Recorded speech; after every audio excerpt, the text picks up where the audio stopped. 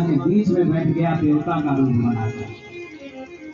और सूर्य और चंद्रमा ने भगवान से कह दिया कि ये राक्षस है, ये तो देवता नहीं है। भगवान ने कहा जब ये हमारी शरण में आ ही गया है तो ये राक्षस है चाहे देवता, इसको अमृत तो मिलेगा ही। शरण में पहुंचने वाले को अमृत तो मिलेगा ही। लेकिन अब आपने कह दिया है कि ये राक्षस है, तो भगवान ने तुरंत सुदर्शन से उसके शरीर को दो भागों में किया है। सर का भाग राहु बना है और धड़ का भाग केतु बना है। और उसी समय जो रक्त की बूंदें गिरी हैं धरती पर, एक से लहसुन की उत्पत्ति हुई है और दूसरे से प्याज की उत्पत्ति हुई है।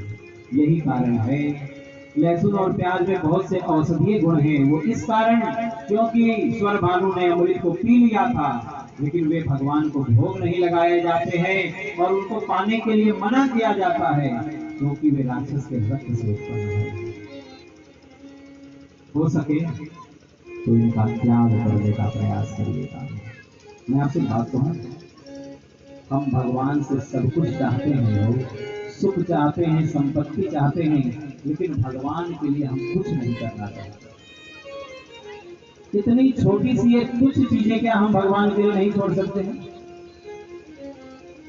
कल एकादशी में बैगन इसलिए नहीं पाया जाता है क्योंकि बैगन के जो बीज होते हैं, जब आप बैगन पाते हैं तो उसे पचने में 21 दिन लगते हैं। 21 दिन तक बैगन का बीज आपके पेट में ही रहता है और आप कोई भी व्रत करिए, वो व्रत पूर्ण नहीं माना जाता, वो व्रत खंडित माना जाता है। और एकादशी 15 दिन में ही एक बार पड़ जाती है। इसलिए बैगन को नहीं पाना चाहिए। और चौथी मसूर की दाल है।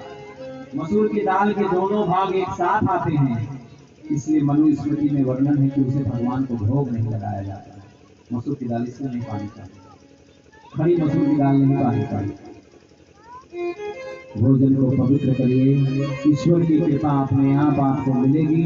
गोस्वामी जी कहते हैं, मैंने पार्वती मैया के चरित्र को गाया, अब इधर शंभु भगवान का चरित्र सुनिए। जब ते सती जाई तनु त्यागा, तब ते शिव मन भयो विरागा। शिव जी को वैराग्य तब से हुआ जब से सती जी ने अपने शरीर को छोड़ दिया। अपना जब कोई बिछड़ जाता है ना, तो अपने आप इस संसार से वैराग्य हो जाता है। जब किसी अपने को लेकर हम शमशान में पहुंचते हैं और जब उसकी जलती हुई चिता को देखते हैं, तब हमारे मन में यही विचार आता है, सब बेकार हो गया, कुछ सही नहीं, सबको एक दिन ऐसे ही बन जाता है। लेकिन जब उस संसार से बाहर निकलते हैं तो हम एक दूसरे से